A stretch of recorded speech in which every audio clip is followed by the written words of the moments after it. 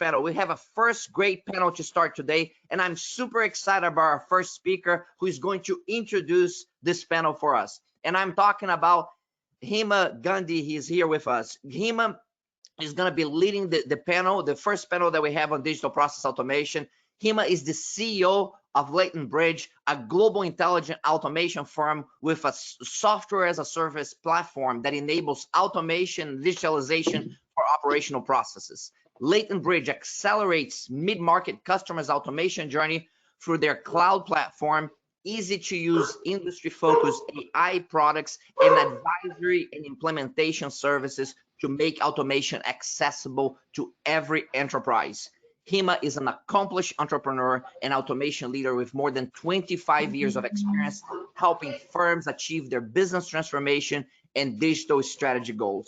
Hima, it's a real honor to have you here with us. Thank you so much for sharing your wisdom and expertise with our global audience today.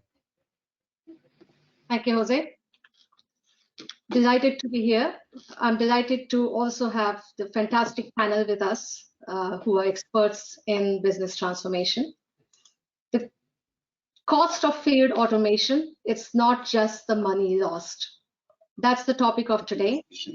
It's even more relevant for us that organizations, considering organizations grapple with automation programs that struggle to scale up.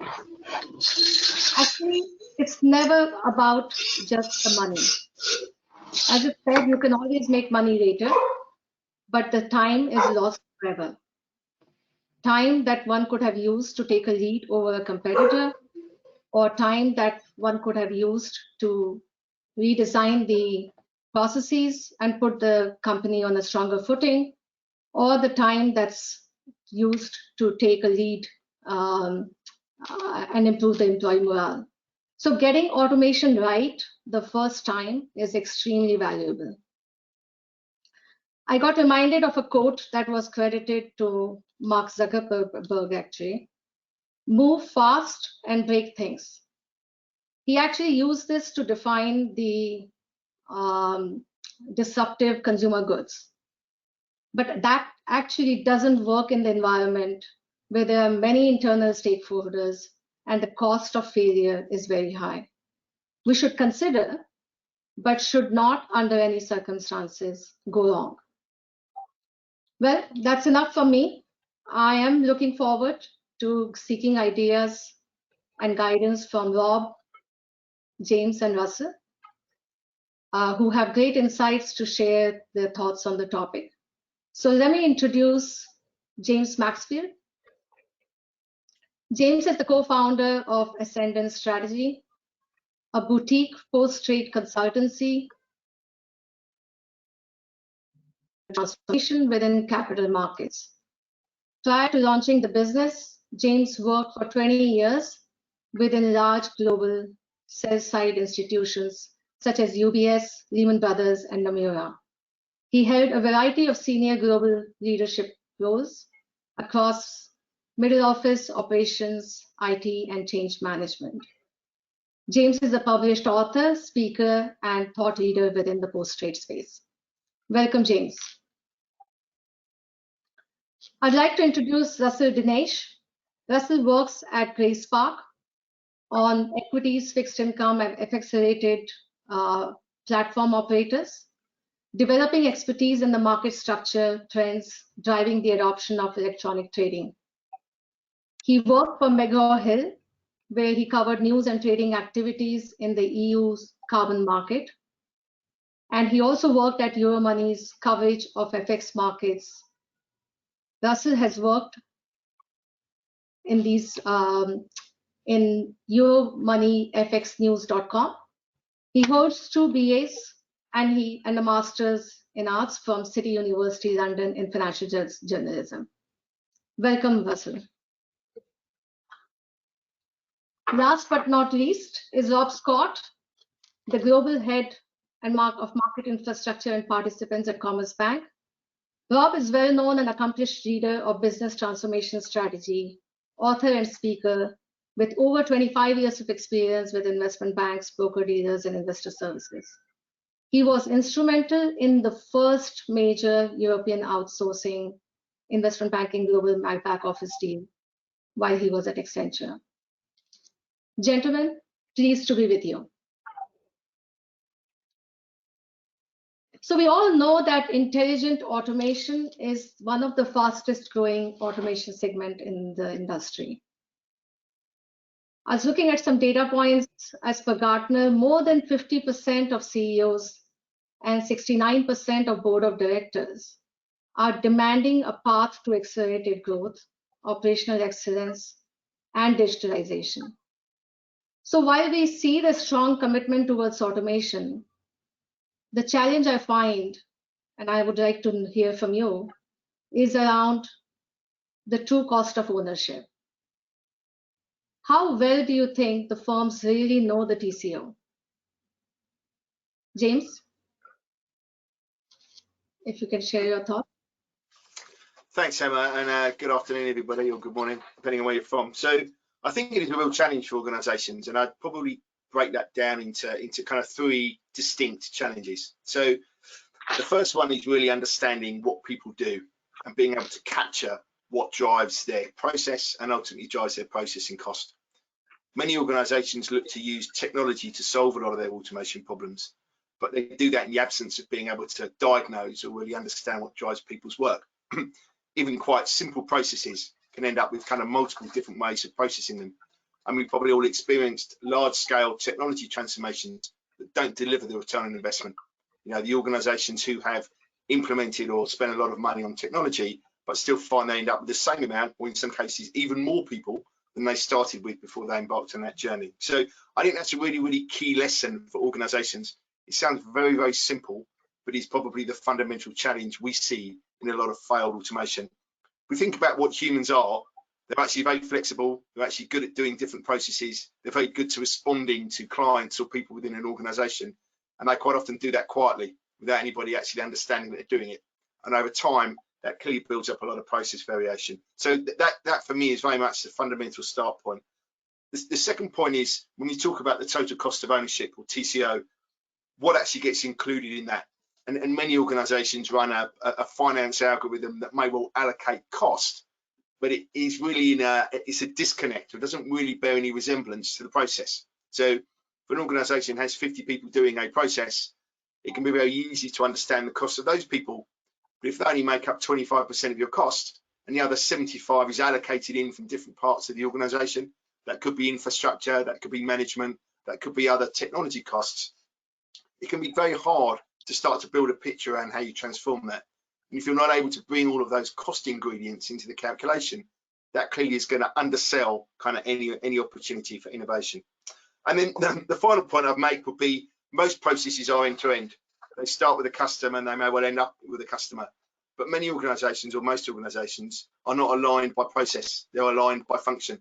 So the ability to bring all of those constituent parts together in the process can be quite difficult organisationally to do. Certainly where some of those different functions could have different agendas. A client service group may have a very different agenda from a finance group, but they probably both touch part or some of similar processes. And unless you're able to mobilise the organisation together and bring them to that point, the points I made earlier around A, what people do, and B, how much people cost, kind of really limits the ability of being able to get that picture. So they're kind of the three, I would say, the three key challenges organisations have around solving that kind of TCO problem. Interesting, James. Well said. And I think it's also just getting the groups together to get the full costs as well, right? Which always becomes a challenge. Rob, any thoughts you want to share here? Well, I think I don't think it's so much a challenge to get the total cost of ownership, because you have the cost, it's there somewhere. I think, you know, going back to James's point, it's very difficult when you're aligned by function or product to be able to really determine the true cost of ownership for a given product. And if I look over certainly my career, there's been a lot of decisions made to, you know, stop products, develop products on the basis of a limited understanding of total cost of ownership. So I think, you know, there is, you know, some companies have moved on now, but I think there is a lot of very generic allocation of costs which don't really give a true and fair view, particularly when you want to drive innovation and change.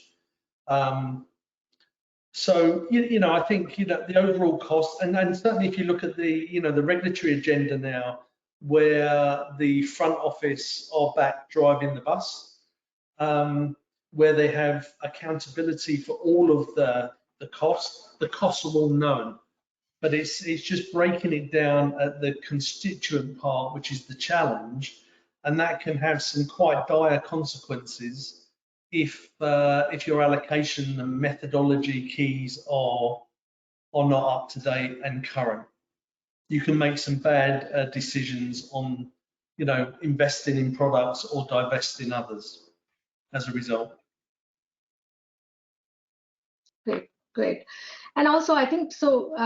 I think TCO can always help in determining the payback period, right? And that's something which is it's quite important to gather to that, because getting the right ROI from the process is also very important, right? So brings me to the next question. What challenges do you find from your experience on arriving at the return on investment, and if you have any recommendations for enterprises? I'll ask James again. Thanks, Emma. Well, again, I think the first point is quite fundamental in terms of being able to understand your start point. And what we see a lot of is, I would say, whilst it might sound contentious, organisations probably end up with kind of underestimating that start point of cost. They go after the obvious things, which could be people doing a process, but they miss all of the other costs that kind of typically are sat around that process. So that's the first part. So you've got effectively too low a bar that you're trying to cover in terms of kind of automation hurdles. So I think that's probably a fairly fundamental start point.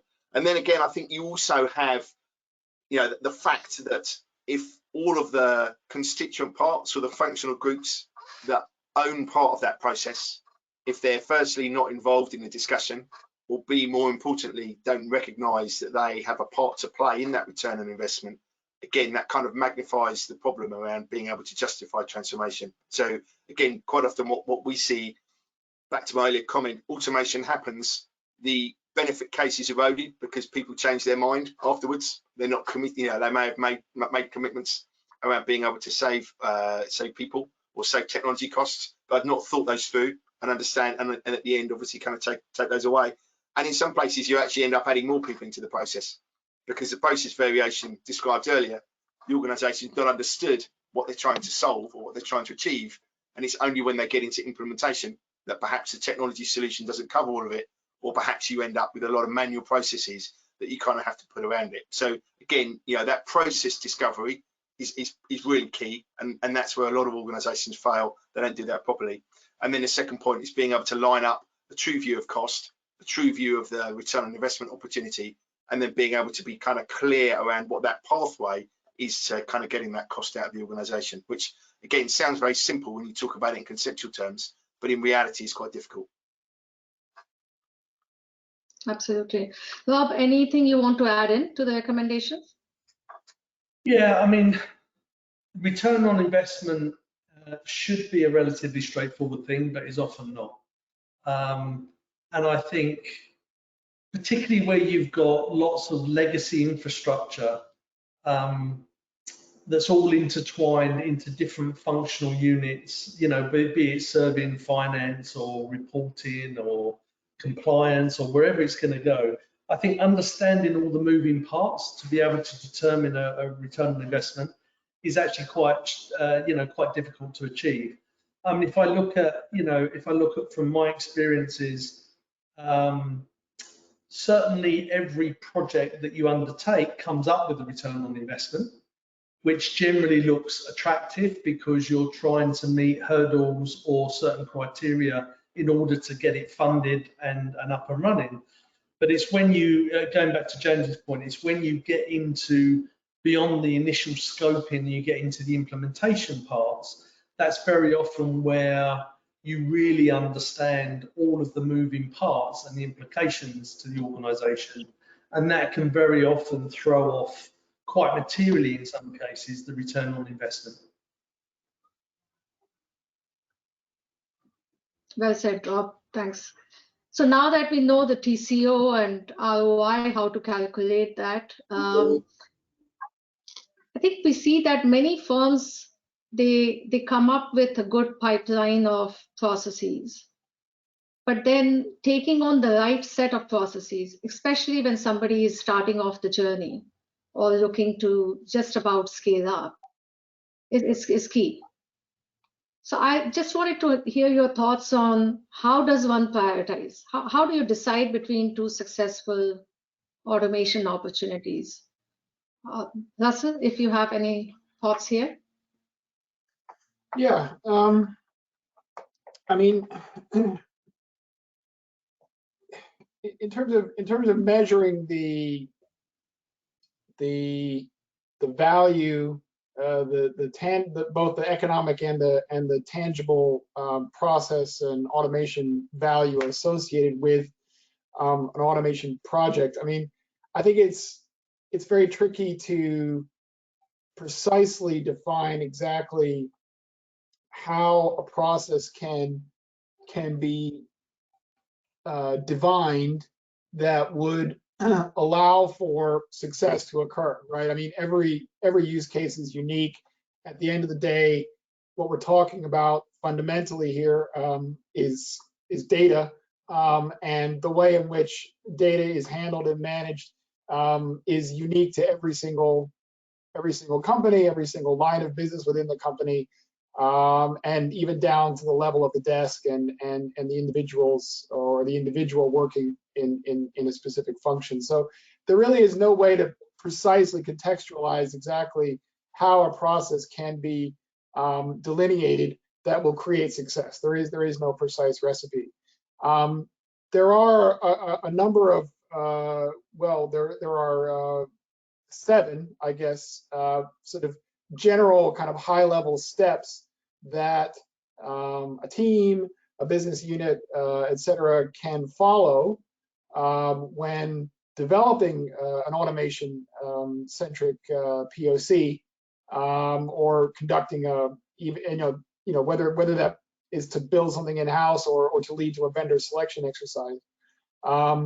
And those steps, roughly speaking, are ideation, first of all.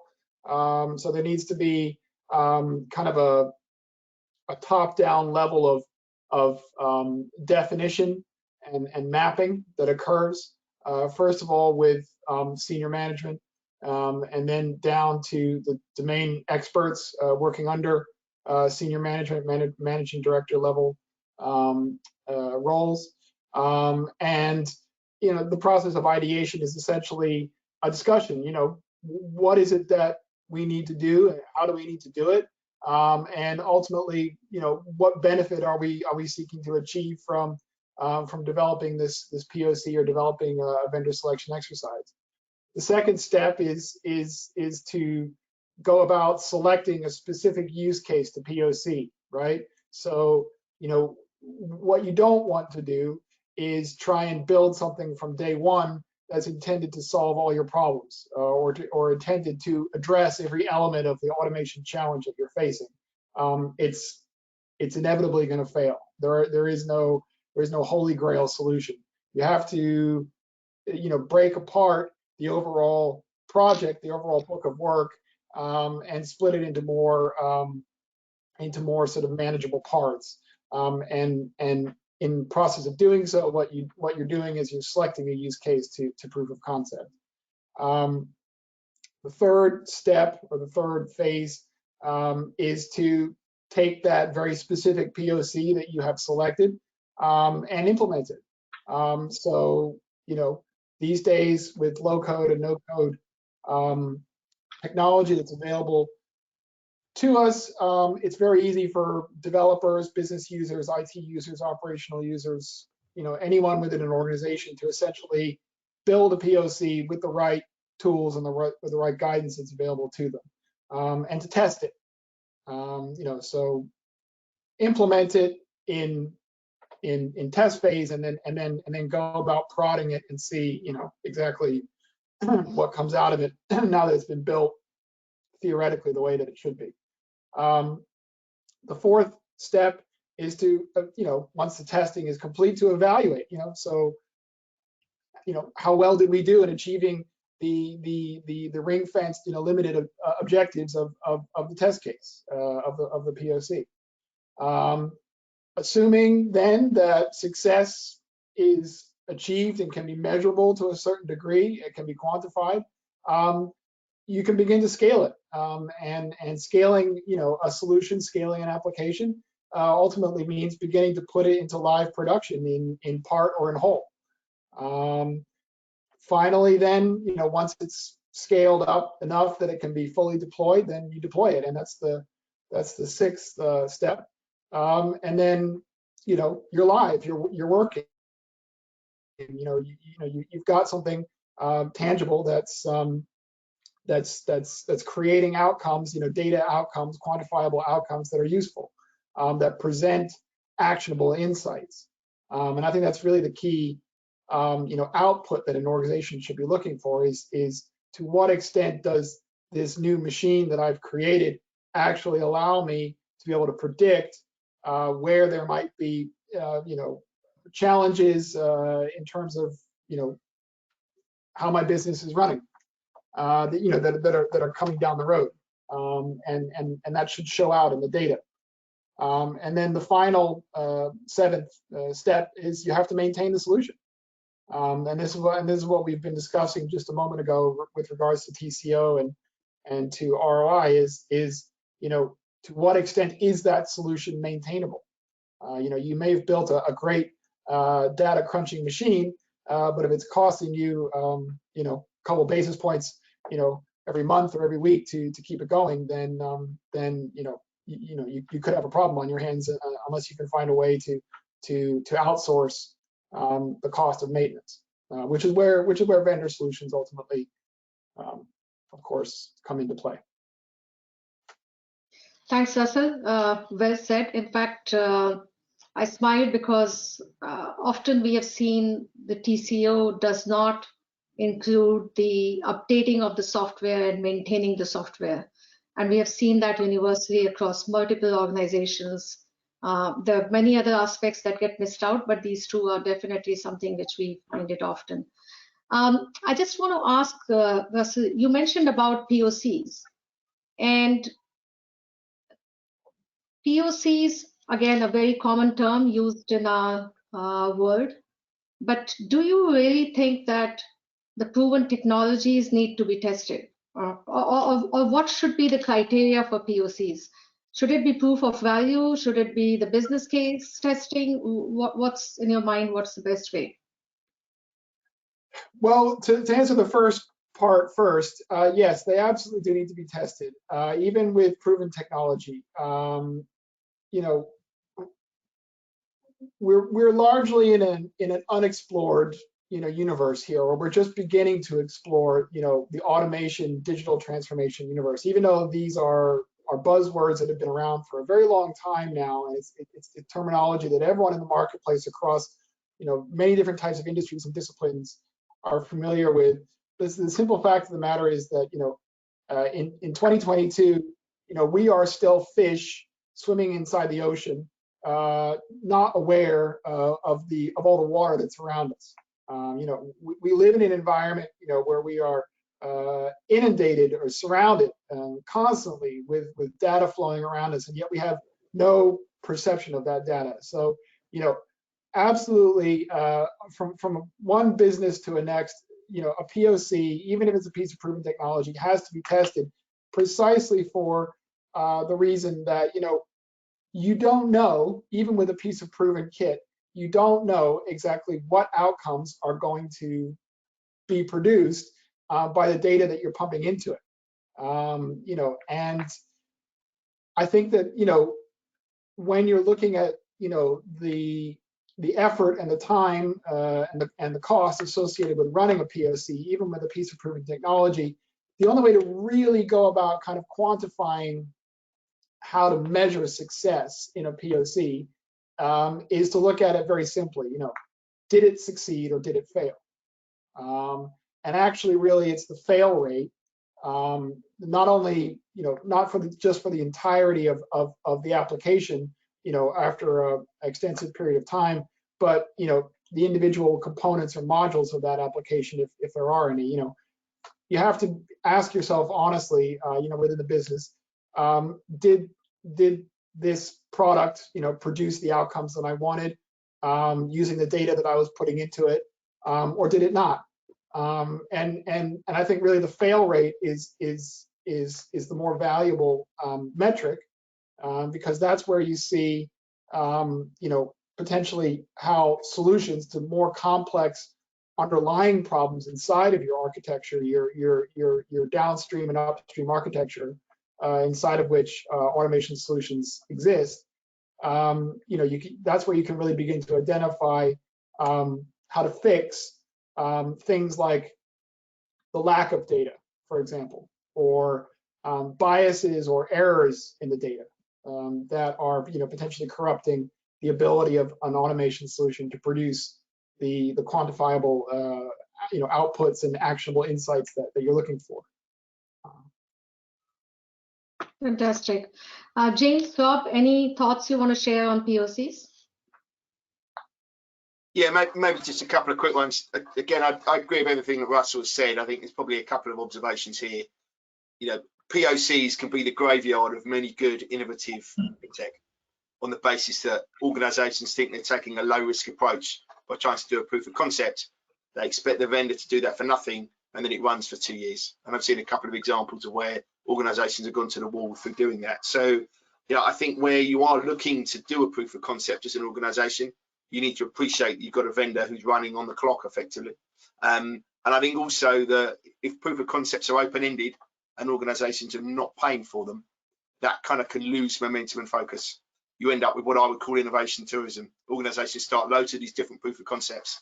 They never ever finish any of them, which again, obviously defeats the object, but also can be quite dangerous actually for a vendor who's very keen to procure a sale from an organization. So I think they play an important role, but I think it's important that organizations understand the commercial construct that they're operating in. And I would always champion, whenever I talk to anybody, that if an organization asks them to do a proof of concept, they should be charging them some money for it, just to actually keep that focus. Yeah, I wouldn't disagree with that. I think whether you're on new or legacy environments, I mean, the whole thing of proof of concept is to encourage experimentation and understanding a bit more thoroughly. I mean, it should also introduce a lot of agility. But to James's point, there's lots of proof of concepts that are not adequately framed and positioned properly, and just go on and on and on. And people learning that almost like a discovery process on both ends, where maybe the scoping should have been up front. The other thing is, and I think Russell mentioned it, it's extremely important to be very self-critical when embarking on these things, because as always, you overestimate the revenues and you underestimate all of the costs and some of the complexity. So, having proof of concepts are very good if you're able to work in a very agile manner and learn from failures as well very quickly and move on or reframe business case. And that then should prioritize, what comes to the top and what falls away over time. It is debatable, isn't it? So Russell, you mentioned about the fail rate, and that brings me to the next question. I wanted to share some of the data points from a Deloitte report. This is pretty recent. 13% of organizations are doing anything of scale. This data, by the way, was 4% back in 2019.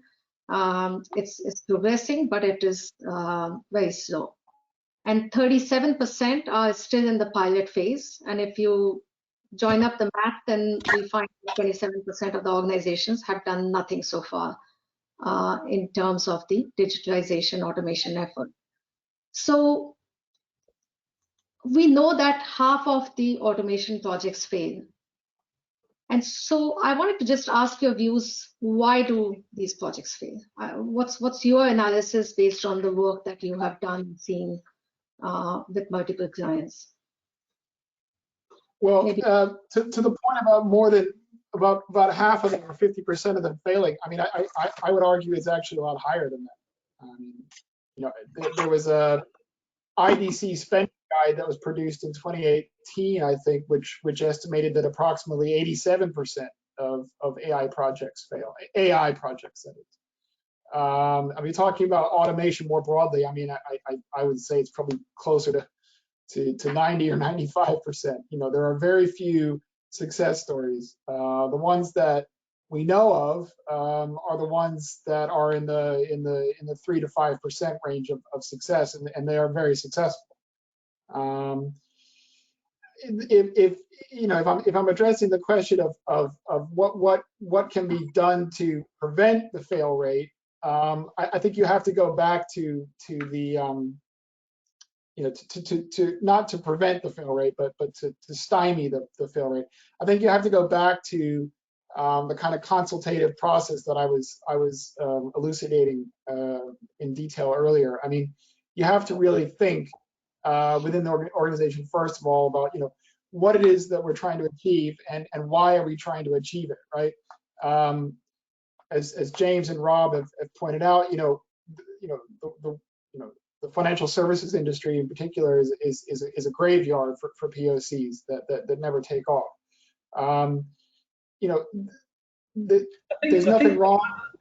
Yeah, Right, sorry, I I think the challenge is sometimes is that you want to keep very current and keep aware of new technologies and everything else that are coming up. So you end up doing lots of POCs. But I think the legacy environments play a big factor in why these are not always successful. I mean, if you think about, you know, I'm sure, you know, James and I and Russell could come up with a gazillion different things that we think could be automated and are ripe for automation. But when you're still operating in markets where you can't settle a transaction for 3 days, and there isn't any consistency in matching, and, you know, people can do things at different times in that process, I think it becomes a little bit challenging to really get the full benefits of automation. I mean, there isn't many POCs that I'm aware of that actually outright fail, but I think there is a lot where you go through the process, you learn a lot, and realize actually you're not going to get the big bang for the buck that you think you are, because there's one part of the jigsaw that's not just quite operating at the same level of speed and agility or whatever else, and that can be a challenge sometimes. Sure. So question for you, actually more for James and Russell. I mean, you interact with many enterprises, large and medium, and so do you see that organizations drive the change holistically, or they still work in silos? And then if you have a recommendation on the target operating model, briefly, of course, I would love to hear that. Well, why don't I go first, Russell, quickly? You know, 90% of organisations still are very much aligned functionally. Finance has its own budget, operations has its own budget, middle office has its own budget. They've got their own people and their own change teams, and they deploy technology to support their functional agenda and their functional goals. And that's one of the big challenges that typically, as I said earlier, every process is end to end. So mobilising an organisation to try and think actually around processes cutting across their organisation, or even the process that starts with the customer and then ends with the customer and all of that stuff in the middle, it clearly kind of contradicts with that model. You know, most organisations have solved what I would call the interfunctional change. You know, the middle office have an automation problem. It's relatively easy for them to solve. They do that themselves with their budget and their technology. I would say a lot of those problems are solved. The real challenge now for organisations is their need to think holistically about their process, but their organisation isn't set up like that. So that, in essence, is the challenge. You know, what do you do about that?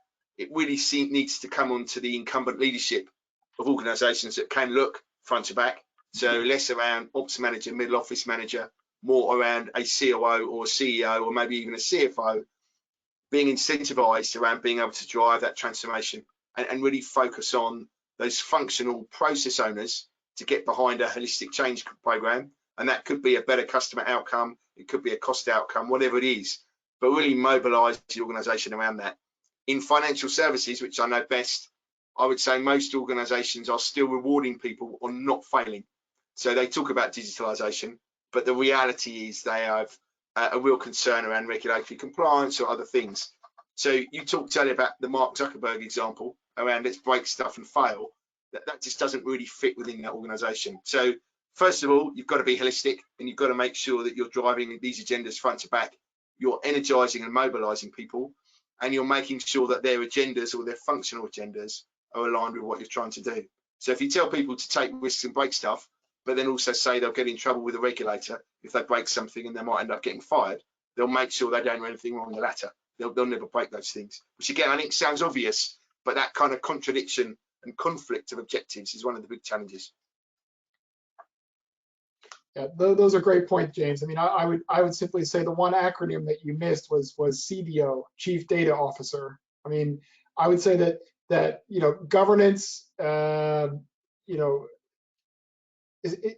particular in financial services, which like James, it's the industry that I know best.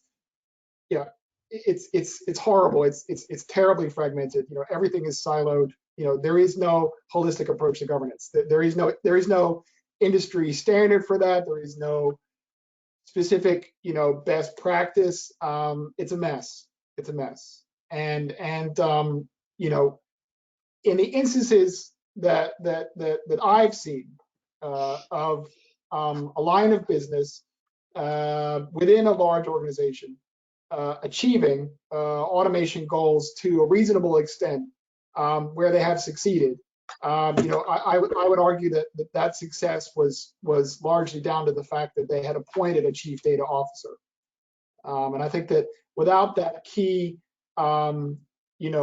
controlling, upper management, top tier management, C-suite management role in place to essentially budget and corral all of the efforts going on around data automation. Without that role in place, I think you have no shot at finding any kind of holistic governance structure that's going to work. Absolutely, no, pleased to hear that. If I can just add in, I think from our experience, the firms that do well, it's also an agenda that's driven from the top. And and when they do that, it's relatively easy for them to be aligning the CDOs and the CEOs and the other parties together to drive an operating model that enables scaling, right? Because the faster, the more they can process and churn out, the better it is. That brings me to the last question, which I think is the most important one as well. How do you track and measure benefits? I think in some ways we got the answers during this, but I just want to hear what's the best way for the implemented automation programs. Rob, maybe you share? Yeah, I don't think there's a magic answer to that, but I do think whenever you embark on a proof of concept or whenever you embark on, developing a new product or something, is being really disciplined and honest in the allocation of costs or effort or impact through the organization. And I think if you can do that, you've got some, you can be quite successful. If you, on the other end, don't do that, and you're a bit economical with allocated costs or process impacts, it will come and bite you in the end. So, I agree with your earlier statement about, definitely a tone from the top, align all the functional units and look at it front to back. Because I think if you just look at it at a functional level, you will never really see the true impact of your decisions. So you need to look at it holistically. James? Yeah, I think the holistic point is key. I think also there is quite often a disconnect between when people talk about ROI benefits They normally go after the basic stuff that they can see, what I would call the old world of benefit case thinking. How many people and how much tech do I get rid of? There's a whole quantum of other benefits that automation brings, from customer experience to client experience to regulatory efficiency to treasury to cash management. But all of those things quite often get lost because you either don't have an owner for any of those, whose job is it to care about the customer outcome, or the organization is not able to organize itself in a way that it can measure those benefits. So I would say that's probably another kind of key bit here around benefit case realization. The original case needs to be more thoughtful, and I would argue more intelligent around what you're trying to solve. And then it's a matter of about being able to really kind of find those measurement points to be able to prove that you're able to kind of, you've ticked those off as you've gone. Excellent. And be consistent in that methodology. I know, for example, Hema, you've developed some tools which have, which can assimilate automation benefits. And I think having a consistent methodology across the firm is also very useful to have. Absolutely. Russell, anything you want to add? Yeah, I mean, I would just simply say, measuring success really comes down to the point that I made earlier about the consistent occurrence of actionable insights. Large organizations tend to employ reasonably intelligent or very intelligent individuals.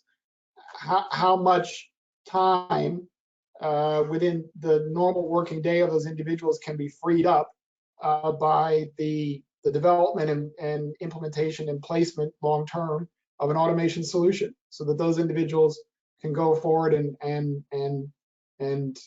put their intelligence to work on tasks and workflow that ultimately provides more tangible economic benefit to the clients and to the users of data, internally and externally to the organization, right? Rather than manually having to intervene on a spreadsheet or on a legacy system that can take hours or days at a time to ensure that the data being processed through it is producing the insights and the outsights that are useful.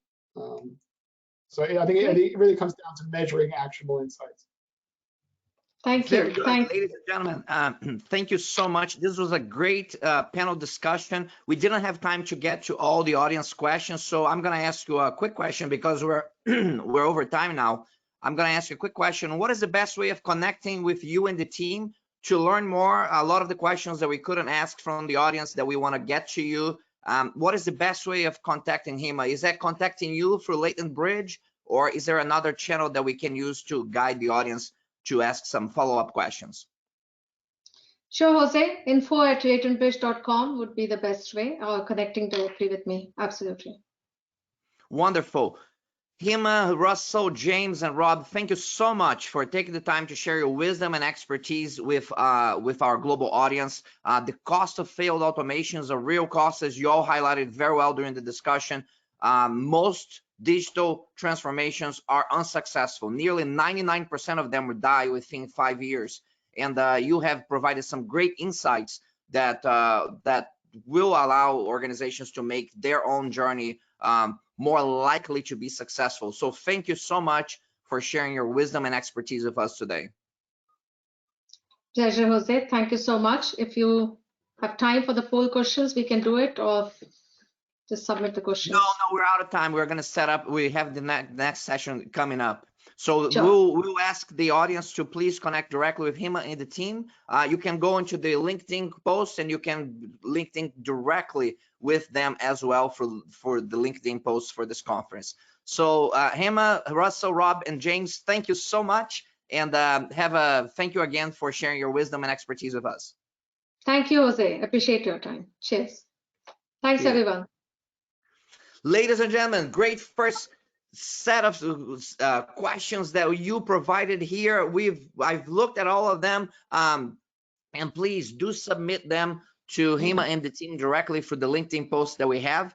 Our next session, we're gonna take a break now. We're gonna pause the session. We're gonna close this session, and at the top of the hour, we'll reopen it. And when we reopen it, we're gonna be bringing the Senior Director for strategy and operations for Bristol Myers Squibb, Conrad Banks is going to be with us, and he is going to be talking about achieving optimal results in digital process automation and his own journey at Bristol Myers Squibb on digital transformation. So taking a pause now, take a break, check out the LinkedIn post that I put under the chat. You can connect directly again with every one of our presenters in that LinkedIn post. You can ask questions, commentaries, say thanks to them. Do that directly through the LinkedIn post, and we'll be back here at the top of the hour with Conrad Banks. So see you back soon.